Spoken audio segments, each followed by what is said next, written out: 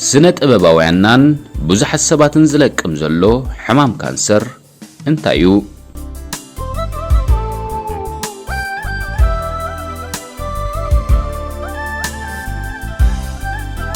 كبرات سقطاتلتي ايري زارا انترتينمنت خميك انهم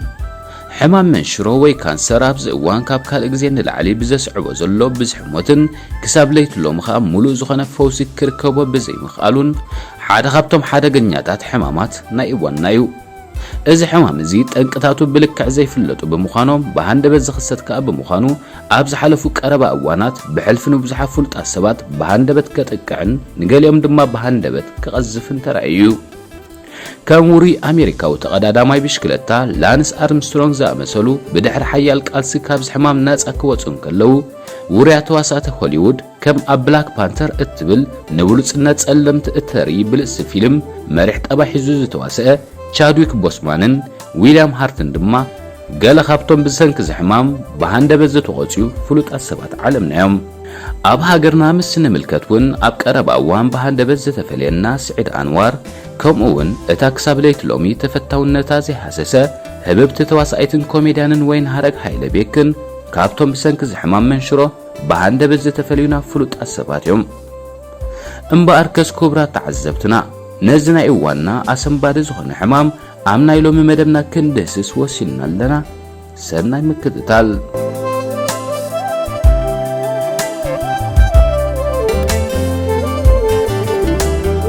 حمام منشرو وي كانسر بسنك زي نبور ممعوالن مبزحن وهيوتاز زخصت حماميو እዚ ዛጊት ክሳብ 200 ዓይነት ከም ዘለዎ ተረጋጊጹ ዘሎ ሕማም እዚ እቲ ኻላይ ጠንቂ ኣብ ዓለምና ካብ ዘጋጥሙ ወሰባት እኳ እንተኾነ ሳላብ ዝእዋን ተበጽሒ ዘሎ ናይ ምርመራ ሕክምና ምክልኻል ምምሕያሻት ግና እዚ መጠን ሞት ኣብ ዘለና ዘመን ብቁልጡፍ ክመሓየሽ ክኢሉ እዩ ክሳብ ሕጂ ብስነ ፍልጠተኛታት ተበጽሖም ካብ ዘለው ዓይነታት ሕማም መንሽሮ ገለ ካብቶም ልሙዳት ዓይነታት ብቀደም ተኸተል ምስል ንርኢኻ ናይ ጡብ ካንሰር ወይ መንሽሮ ጡብ ኣብ ቀዳማይ ደረጃ ክስራዕን ከሎ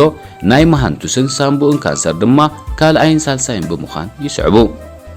እዞም ልዕሎም ዝተገልጹ ዓይነታት መንሽሮ ን45 ሚታዊት ብብዝሒ ካብ ዘጋጥሙ ዓይነት መንሽሮ ከጠቓልሉን ከለው እቶም ነዚኦም ስዒቦም ብብዝሒ ዝረኣዩ ዓይነት ካንሰር ከኣ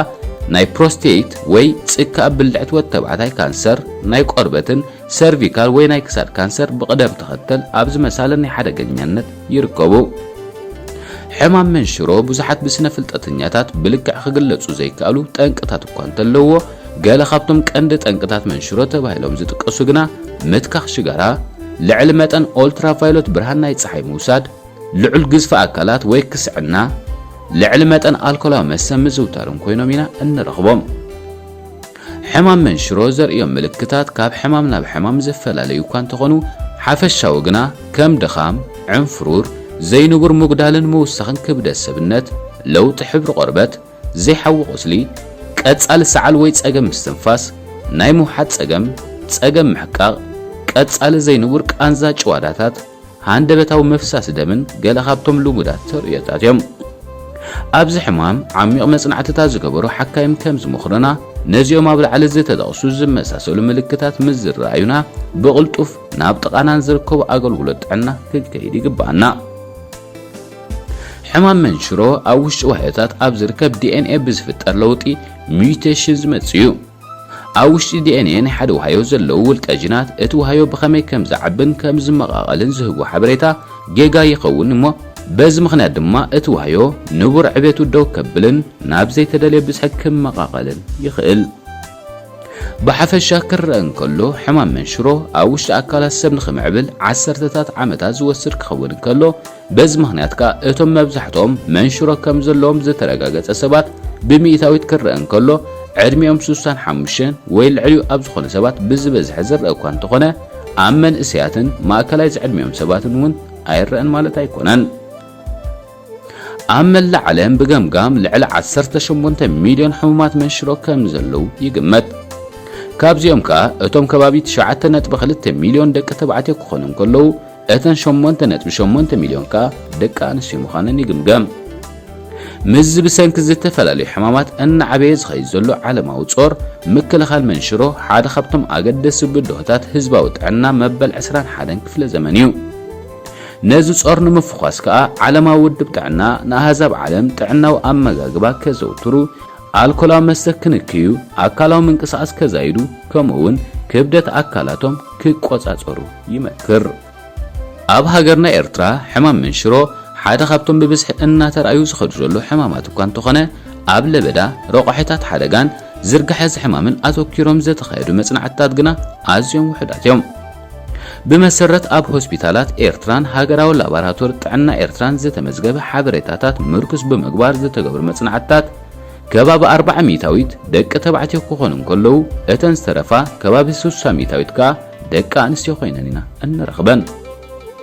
ብመንጽር ብዝሒ ህዝቢ ክርአ እንከሎ ከዓ እቲ መጠን ኣብ ደቂ ኣንስትዮ 11 ካብ ነፍሲ ወከፍ 100,000 ደቂ ኣንስትዮ ኣብ ደቂ ተባዕትዮ ከዓ 9 ካብ ነፍሲ ወከፍ 100,000 ደቂ ተባዕትዮ ኮይና እንረኽቦ። እዚ ኣሃዛት ዘርእዮ እንተልዩ ከዓ ብፍላይ ኣብ ደቂ ኣንስትዮ ብዝሒ ተለከፍቲ ኣዝዩ ኣሰካፊ እዩ።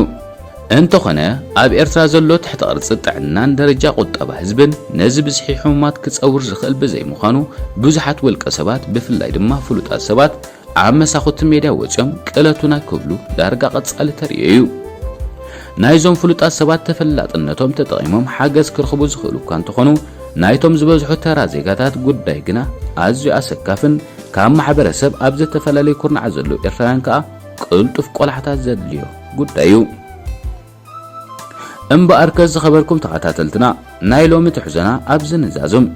ምሳኹም ዝጸንሐና ኣዳለውቲ ቶማስ በርሀ ሙሴ ግርማ ጽኒና ክሳብ ዝተፈለየ ትሕዝቶ ንራኸብ ኣብ ዘለኹሞ ሰላምን ጥዕናን